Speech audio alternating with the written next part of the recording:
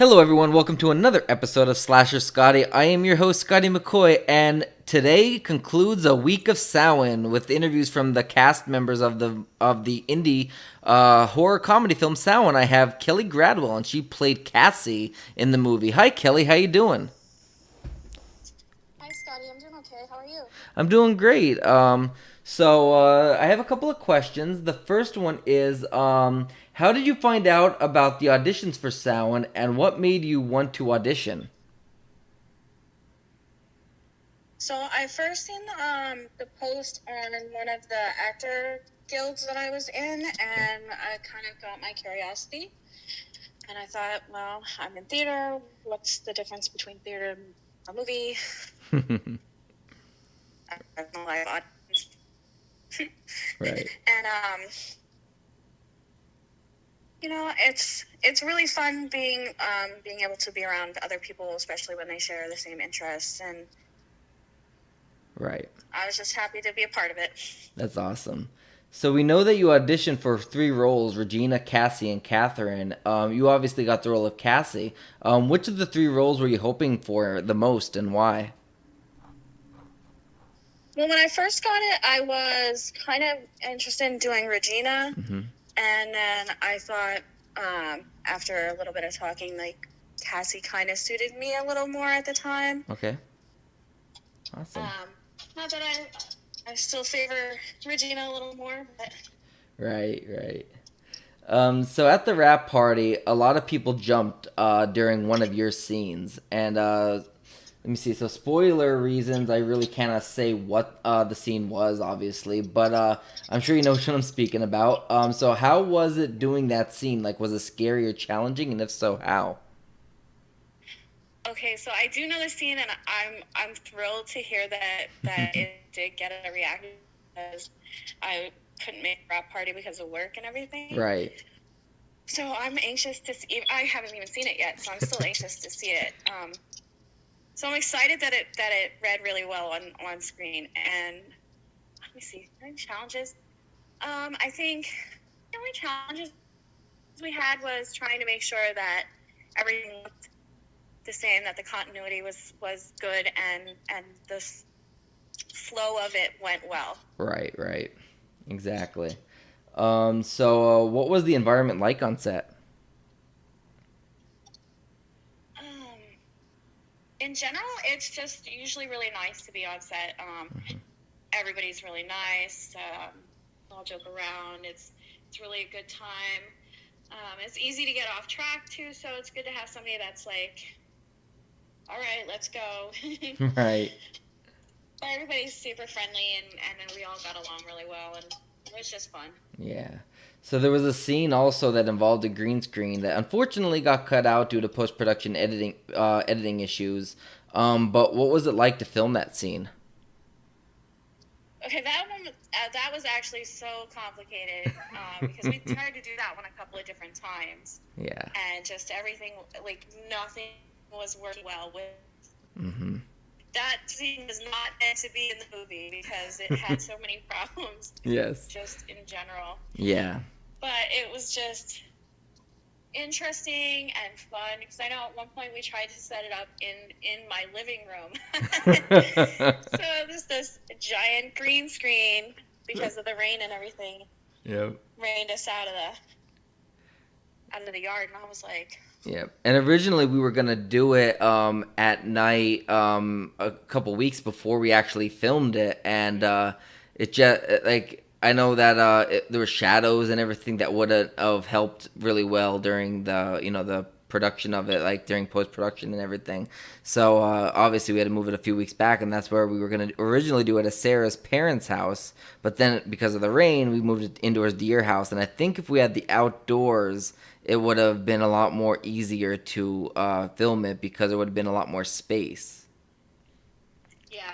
I think a lot of it was Yeah, because so I of said the that scene, I think, was just doomed from the word go. pretty much. Nothing worked out. Nothing worked out in our favor for that scene. Exactly. So what was your most memorable moment while filming Samhain? Oh my gosh. So there was a lot of different moments that were pretty fun.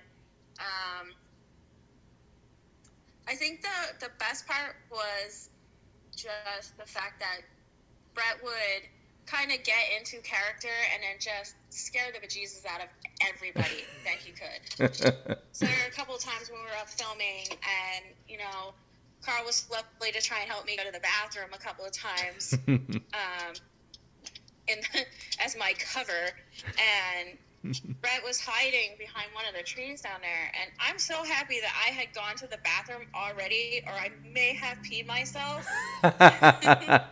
when he jumped out. And I've determined that if we're ever in a serious issue where we're in a horror movie or anything, Carl is not the person I want to be with because he bolted. I can really see that happening. That is too funny. Oh my god. And I can see Brett doing that as well. And he's got really long legs, so like when he bolted, he was gone. I've been dead. That's hilarious. Oh my god. If that was really a killer that was on the loose, then yeah, you would have been a victim. Gone. Yep. Speaking of Carl, he plays your son in the movie, and outside of the movie, you and Carl are really good friends. So you want to tell us how that helped in your roles together on screen? So it was really funny when I found out that he was playing my son, and we were joking around about it since he's so much taller than me. And we did a couple of little photos that were really funny just for us when we were in character. And I think it helped because we already had chemistry, so it looked like more comfortable for us. Right. And then I think maybe it was easier for him to react to me because we already knew each other and we're familiar. And hopefully that comes across, that you can see that you can see that we care about each other. Right. So there's also a funny story where you were supposed to wear the same shirt in the scene we previously saw shot in two other scenes.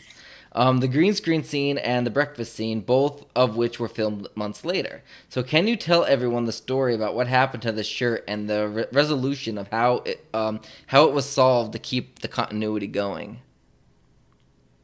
Oh my god, so I still have no idea where this shirt is. I don't know if I left it up in Centralia or if it's in my car somewhere and got in the trunk somehow. But it was so hot that one day when we were filming that I took the shirt off because it was supposed to be October. Of course it wasn't. So I was sweating so hard.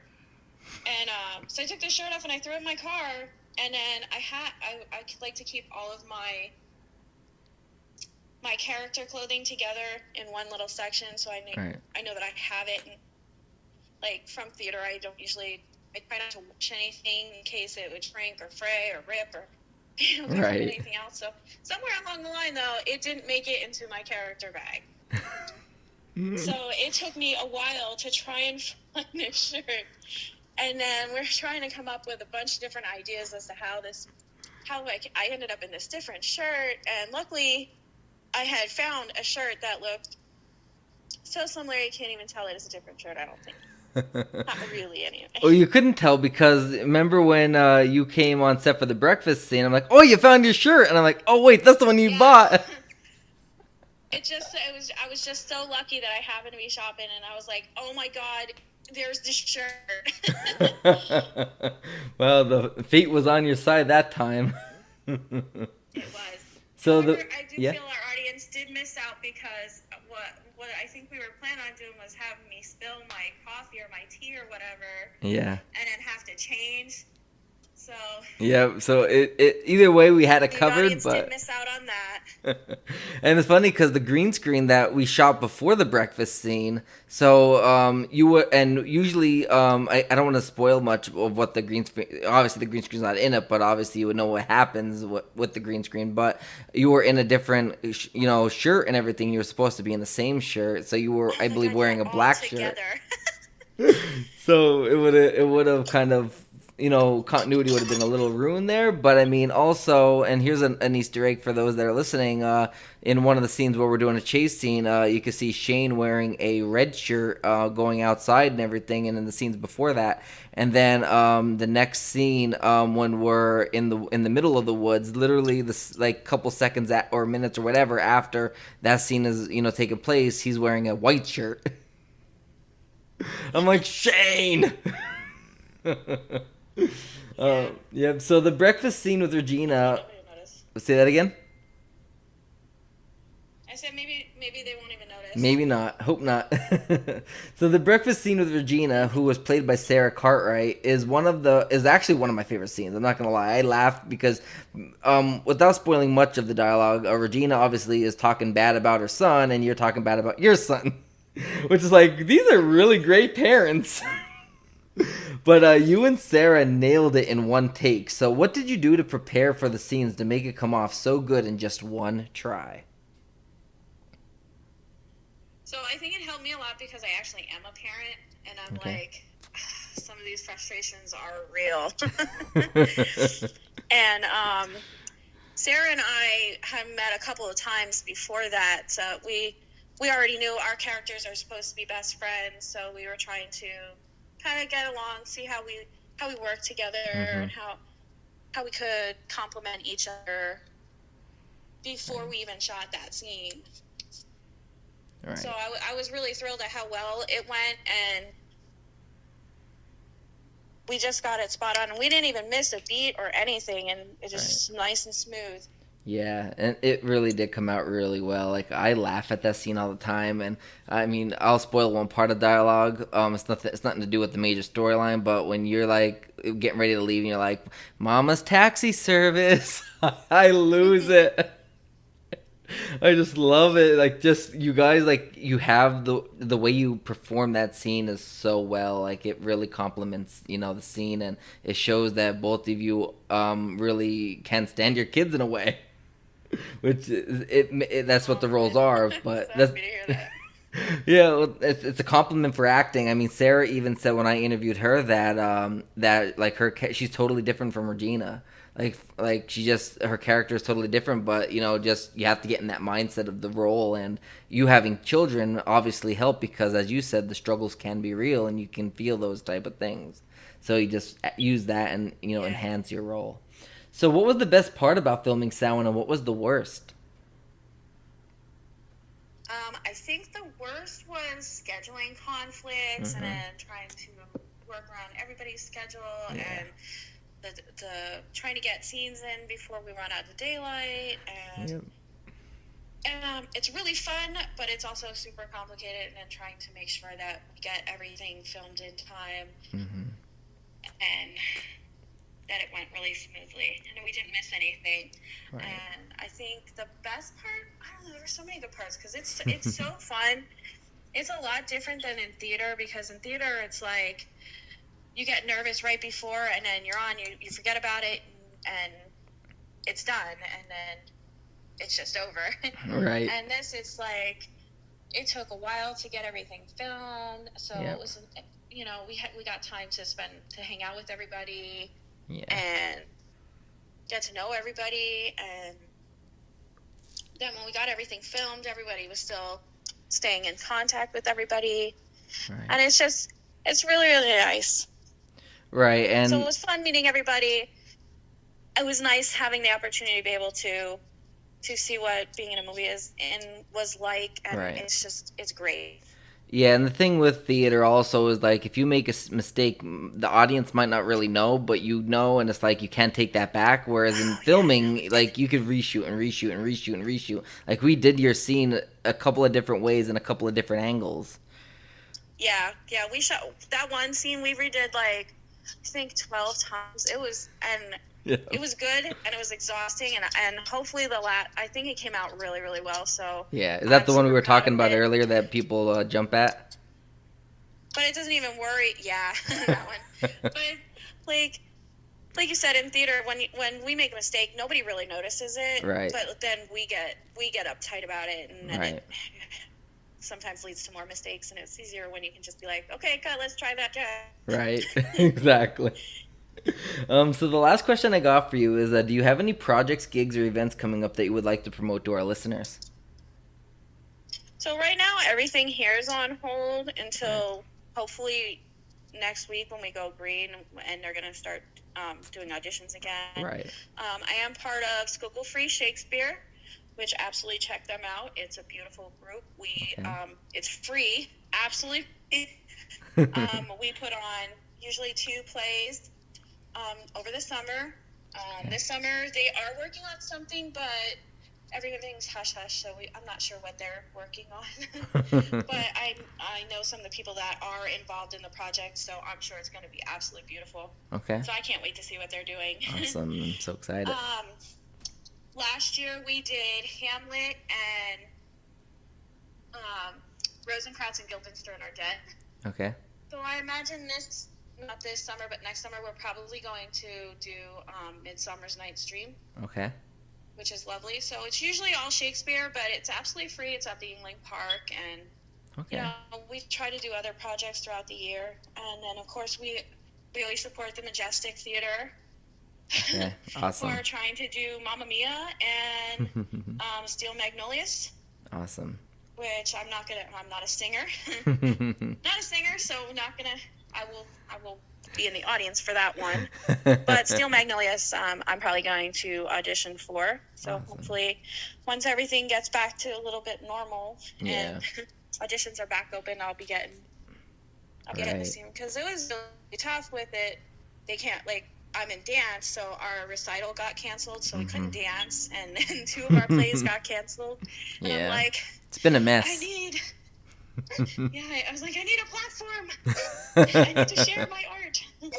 Yeah, it's been a mess lately with this whole COVID thing going on. But I do thank you for taking time out of your schedule to join me, Kelly. Absolutely. Thank you so much for having me. No problem. Before I let you go, I'm going to plug in the movie, obviously. So Salon will be out in select theaters in October 2020. It'll be available to stream on Amazon in November 2020. We might be available on other streaming platforms. So to find out what other platforms are on, you can follow us on Facebook at www.facebook.com/gravestonefilms. And you can also follow the movie fan page, which is www.facebook.com/SoundMovie. And also we have a website, which is www.gravestonefilms.com. And then one last thing is we have the premiere. It is going to be happening July 18th. I got a confirmation from the Angela Triplex Theater's general manager, so it will be at the Angela Triplex Theater in Coaldale. The doors open, and the red carpet event also starts at 6 p.m. The screening will be around 7 p.m. Times may vary depending on how long the red carpet happens. And then afterwards, we will be doing a meet and greet with the cast and crew of Samhain. If you want to get tickets, you can go to Eventbrite. I'm sorry, at samhainpremiere.eventbrite.com. And also, we will be doing an autograph signing. That is part of the meet and greet. So make sure to get your merchandise at teespring.com/stores/gravestonefilms. And posters, t-shirts, anything that you can get signed, the cast and crew will be willing to sign for you after the movie has finished showing. So once again, thank you, Kelly, for joining us. Thank you for having me, and hopefully we'll see everybody at the premiere. Not a problem. Yes, hopefully we'll see everybody at the premiere. And this wraps a week of Samhain. One last plug is that on Tuesday I will be interviewing Haley Greenbauer, and she's a part of the film from Friday the 13th alumni Debbie Sue Voorhees. It's called 13 Fanboy, and she plays the lead. And thank you, Kelly, and you have a great rest of your day. You too. Bye. Thank you. Bye.